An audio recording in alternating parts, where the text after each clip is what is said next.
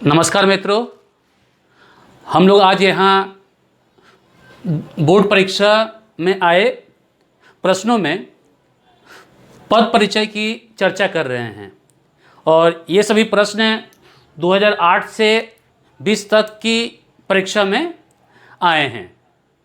तो इससे पहले भी मैंने सेट 1 सेट 2 पद परिचय से संबंधित बनाया है।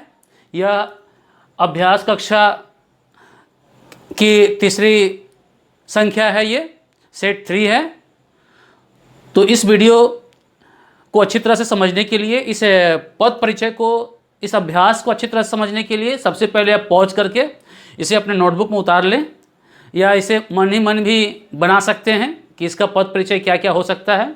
उसके बाद उत्तर से इसका मिलान करके अच्छी तरह से इसे समझने की कोशिश करें। तो यहाँ पर यहाँ 10 और 2-3 वाक्य और हैं जो हम इसे बताने के बाद लिखेंगे। तो सबसे पहले हम यहाँ शुरू करते हैं कि यह सब मैंने केवल सुना। तो यहाँ पर देख रहे हैं कि सुना के नीचे रेखांकित किया गया है। तो सुना क्रिया है। अब क्रिया के भेद लिखना है। तो क्रिया में यह सब मैंने केवल सुना, तो मैंने केवल यह सब सुना, तो क्या सुना? तो यह सब सुना। तो यह सकर्मक क्रिया है क्योंकि यहाँ कर्म है यह सब। दूसरा आ रहा है वचन में चला आएगा आपका एक वचन और लिंग में चला आएगा ये पुल्लिंग। तो ये हो गया। फिर दूसरा वाक्य है, मान लीजिए कि पुराने ज़माने में एक भी स्त्री पढ़ी लिखी ना होती। तो यहाँ स्त्री के नीचे रेखांकित किया गया है। तो स्त्री यहाँ पर संज्ञा है और संज्ञा में यह जातिवाचक संज्ञा है और लिंग स्त्रीलिंग ही है, स्पष्ट है, इसे पहचानना बहुत आसान है। और वचन में यह एक वचन है। इसके बाद हम देखेंगे तीसरा में, दी जी प्रतिदिन समाचार पत्र पढ़ती है। तो पढ़ती है के नीचे रेखांकित किया गया है। तो पढ़ती है क्रिया है और क्रिया में सकर्मक क्रिया है। पहचानने के लिए क्या पढ़ती है? तो समाचार पत्र पढ़ती है। तो समाचार पत्र यहाँ कर्म है, तो सकर्मक क्रिया।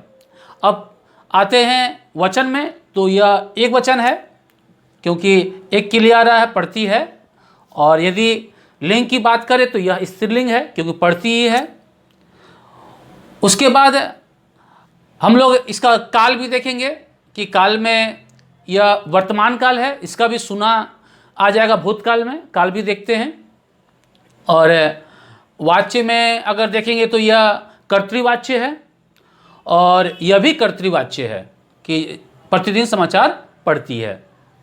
रोहन यहाँ नहीं आया था, तो यहाँ शब्द जो है वह क्रिया विशेषण है और क्रिया विशेषण में यहाँ स्थान के बारे में बता रहा है। तो स्थानवाचक क्रिया विशेषण। और किसकी विशेषता बता रहा है? तो आया था क्रिया की विशेषता बता रहा है। फिर वे मुंबई जा चुके हैं। तो वे यहाँ पर है सर्वनाम। तो सर्वनाम में वे चला आएगा निश्चयवाचक सर्वनाम में। दूसरा वचन में यह बहुवचन है। दूसरा लिंग में ये पुल्लिंग है, वे मुंबई जा चुके हैं शब्द है यहाँ पर। और सबसे अंत में कारक देखेंगे तो यह कर्ता कारक के अंतर्गत आएगा।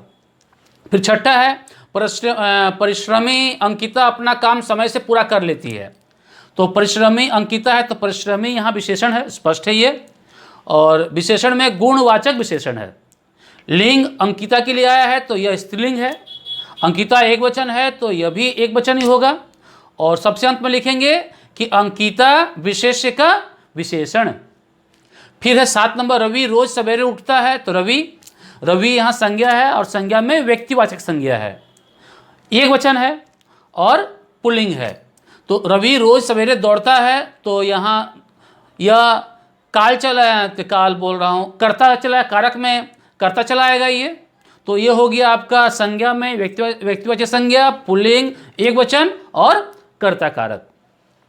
फिर 8 नंबर में 8 और 9 देख रहे हैं हम लोग, इसमें एक से अधिक पद परिचय दिया गया है। तो ऐसे प्रश्न भी आते हैं जिसमें एक वाक्य दे दिया जाता है और 3-4 पदों के नीचे रेखांकित किया जाता है और बताया जाता है कि इसका पद परिचय दीजिए। तो ऐसा भी प्रश्न आ चुका है, हम यहाँ देख रहे हैं। तो यहाँ 1, 2, 3 और 4 है। तो सबसे पहले एक रहता है गांव। तो गांव क्या है, तो गांव यहाँ संज्ञा है और संज्ञा में जातिवाचक संज्ञा है। दूसरा पुल्लिंग है और तीसरा चला आ रहा है एक वचन है और चौथा चला आ रहा है कि कारक में की के साथ जुड़ा हुआ है तो ये संबंध कारक है। मिट्टी, मिट्टी भी संज्ञा है, संज्ञा में यह जातिवाचक संज्ञा है। और दूसरा मिट्टी की मिट्टी, तो लिंग में देखेंगे तो स्त्रीलिंग है और वचन में एक वचन है। फिर अगर कारक में देखेंगे तो यहाँ पर अपने गांव की मिट्टी छूने के लिए मैं तरस गया। तो क्या तरस गया, तो प्रश्न नहीं आ रहा था, कारक में हम इस कारक छोड़ देंगे इसका। तो आगे देखते हैं। मैं जो आ रहा है आपका सर्वनाम में, सर्वनाम में पुरुषवाचक सर्वनाम। तो पुरुषवाचक सर्वनाम के बाद अगर देखेंगे तो यह चला आ रहा है एक वचन और तरस गया है तो पुल्लिंग चला आ रहा है। और मैं तरस गया दे रहा है तो यहाँ कर्ता कारक में ये चला आएगा। जहाँ कारक स्पष्ट हुआ कारक लिख देंगे हम।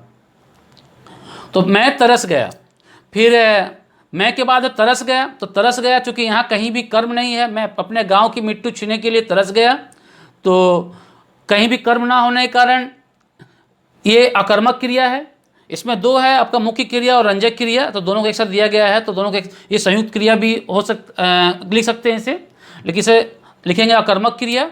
अकर्मक क्रिया में वचन आएगा एक वचन तरस गया और लिंग आएगा आपका पुल्लिंग। तो इस तरह से हम इसे लिख सकते हो। काल में इसे काल में भूतकाल लिखेंगे और मैं तरस गया तो आ रहा है कि इसे हम लोग अगर वाच्य लिखेंगे तो कर्तृवाच्य लिखेंगे। 9 नंबर में देखते हैं कि 3 यहाँ पर ऐसे पद हैं जिनका परिचय देना है। तो पहला कब्रिस्तान है, तो कब्रिस्तान संज्ञा है और जातिवाचक संज्ञा है ये। और दूसरा ये वचन में एक वचन है और लिंग में आपका चला आएगा यह पुल्लिंग है। फिर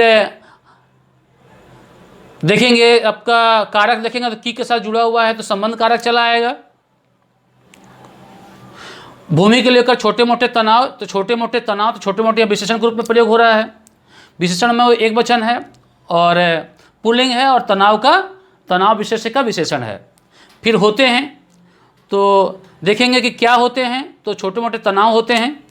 तो यह जो देखेंगे कि होना जो है यहाँ पर सकर्मक क्रिया के रूप में आ रहा है और बहुवचन है और पुल्लिंग है। काल में वर्तमान काल है और वाच्य देखेंगे तो वाच्य में यह चला आएगा कर्तृवाच्य में चला आएगा। 10 नंबर है ऐसे ही अवसर पर मुझे पंचायत में शामिल होना पड़ा। तो मुझे जो शब्द है यहाँ पर इसका परिचय देना है। तो मुझे यहाँ सर्वनाम है, तो मुझे जो बना है मैं से बना है, तो सर्वनाम में यह पुरुषवाचक सर्वनाम आएगा। दूसरा हम देख रहे हैं कि यह पुल्लिंग है क्योंकि शामिल होना पड़ा दिया हुआ है। तीसरा यह एक वचन है और चौथा ये चला आएगा कर्ता कारक में। 11 नंबर है, हम लोग देख रहे हैं कि इससे पहले भी बात हुई है कि इस तरह के वाक्य देखकर उसमें 2, 3 या 4, 5 पद परिचय एक साथ पूछ लिए जाते हैं, अलग अलग वाक्य की आवश्यकता नहीं होती है। तो पहले वाक्य को हम लोग पहले पढ़ते हैं कि मनुष्य केवल भोजन करने के लिए जीवित नहीं रहता है, बल्कि वह अपने भीतर की सूक्ष्म इच्छाओं की तृप्ति भी चाहता है। तो यहाँ पर मनुष्य, वह, सूक्ष्म और चाहता 4 पद हैं जिसका परिचय हमें देना है। तो सबसे पहले मनुष्य, तो मनुष्य संज्ञा है और संज्ञा में जातिवाचक संज्ञा है। दूसरा वचन में एक वचन है और तीसरा देख रहे हैं लिंग में यह पुल्लिंग है और कर्ता में जो चाहता है तो ये चला आएगा आपका कर्ता कारक में। तो 4 परिचय इसका। फिर वह सर्वनाम है और सर्वनाम में यह है पुरुषवाचक सर्वनाम और ये चूँकि मनुष्य के लिए आ रहा है तो यह पुल्लिंग है और एक वचन है, ठीक। और कर्ता कारक के रूप में कर्ता कारक के रूप में हम इसे लिखेंगे। फिर है सूक्ष्म इच्छाओं। सूक्ष्म क्या है, सूक्ष्म यहाँ विशेषण है, विशेषण में गुणवाचक विशेषण है। और इच्छाओं, तो इच्छा जो शब्द है वह या सूक्ष्म इच्छाओं की तृप्ति। इच्छा से शब्द है वो स्त्रीलिंग है, तो लिंग में स्त्रीलिंग है, और इच्छाओं पुल्लिंग है तो इसका वचन भी पुल्लिंग ही होगा, और इच्छाओं का विशेषण है, इसे लिखेंगे चौथा। अंत में चाहता है तो चाहता क्रिया है, तो क्रिया में क्या है, तो चाहता है, क्या चाहता है, तो सूक्ष्म इच्छाओं की तृप्ति, तो यह सकर्मक क्रिया है। तो चाहता है क्रिया सकर्मक क्रिया। अब लिंग में क्या है, तो लिंग में चाहता है तो पुल्लिंग है, और वचन में क्या है, तो वचन में ये आप चला आएगा एक वचन, और काल में, तो काल में चला आएगा ये वर्तमान काल। तो इस तरह से हम इसका परिचय देंगे। या और यदि हम वाच्य लिखते हैं तो वाच्य में यह कर्तृवाच्य में चला आएगा। 12 नंबर है, बाल गोविंद भगत की संगीत साधना का चरम उत्कर्ष उस दिन देखा गया जब उसका बेटा मरा। तो सबसे पहले है बाल गोविंद भगत। तो बाल गोविंद भगत नाम है तो संज्ञा है, संज्ञा में व्यक्तिवाचक संज्ञा। फिर ये चला आएगा आपका वचन एक वचन, और लिंग चलाएगा तो ये लिंग में पुल्लिंग चलाएगा। उसके बाद देखते हैं हम लोग वहाँ पर उस, तो उस आ रहा, उस दिन, दिन के बारे में बता रहा है, तो यहाँ सर्वनाम नहीं है बल्कि ये विशेषण है, और विशेषण में सार्वनामिक विशेषण है। और जैसा कि बताया गया है कि जब सर्वनाम का प्रयोग विशेषण के रूप में किया जाए तो उसे सार्वनामिक विशेषण कहते हैं। तो उस सर्वनाम है, सर्वनाम में सार्वनामिक विशेषण है भेद में। फिर वचन क्या है, एक वचन है उस है, और लिंग क्या है, तो लिंग चला आएगा यह पुल्लिंग है, क्योंकि दिन भी पुल्लिंग है, और दिन का विशेषण, दिन विशेष का विशेषण ये लिखेंगे। अब चौथा है जब। तो 1 2 3, तीसरा है जब।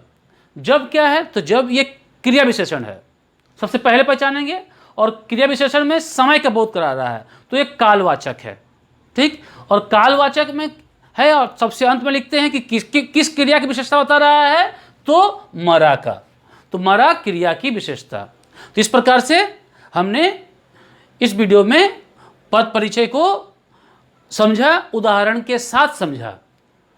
तो हम लोग आगे भी जितने भी व्याकरण संबंधित प्रश्न हैं जो बोर्ड की परीक्षा में आए हैं या पाठ से संबंधित प्रश्न है, एक एक करके हम यहाँ पढ़ेंगे, समझेंगे।